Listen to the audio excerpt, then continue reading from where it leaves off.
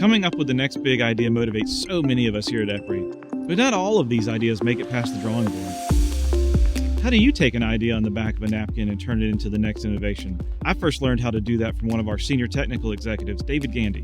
I had some work planned in advanced manufacturing, and I knew I wanted to work on PM-HIP, but I hadn't decided exactly what to do. Around the same time, Craig and I took a trip to the UK to tour a few facilities. Part of that trip took us to the nuclear AMRC. We left really impressed with their electron beam welding capabilities. On our way home, we were sitting in the Manchester airport, and we talked about what to do next. It was one of those aha moments for me.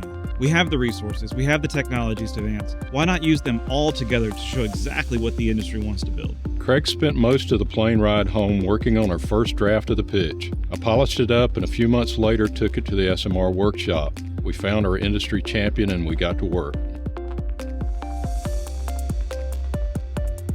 Instead of trying to do more fundamental research on one or two of these technologies independently, the key to the SMR manufacturing project's success was to really take everything we could and use it to build something real, something tangible.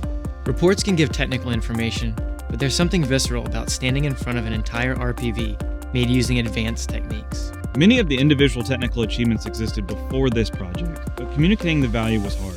This project turned that research into innovation by demonstrating its value to the people who need it the most. But it didn't end there. Electron beam welding is hard to do commercially because it has to take place in a vacuum.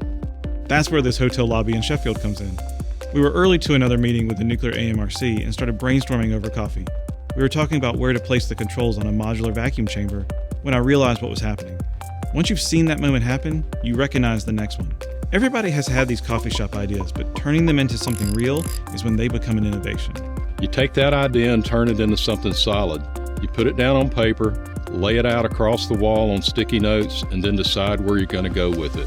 Not only does it really help you understand what you're trying to say with the project, it helps you understand all the critical decision points you have to make along the way. This kind of mind mapping is really when an idea turns into a defined project plan. After we decided what we wanted to do with the idea, I put together a 2-page executive summary on the project. This keeps it very concise for management and key stakeholders. As long as you've got a clear path, people will line up to work with you and rally behind it. You have to show the big picture. So it starts with that big idea. Then you have to build it out, map it out, determine where it can go and how you need to get it there. Condense your story back down so it's easy for everyone else to understand the big picture. Find a champion, rally people behind your vision, and then make it reality. That's how we innovate at EPRI.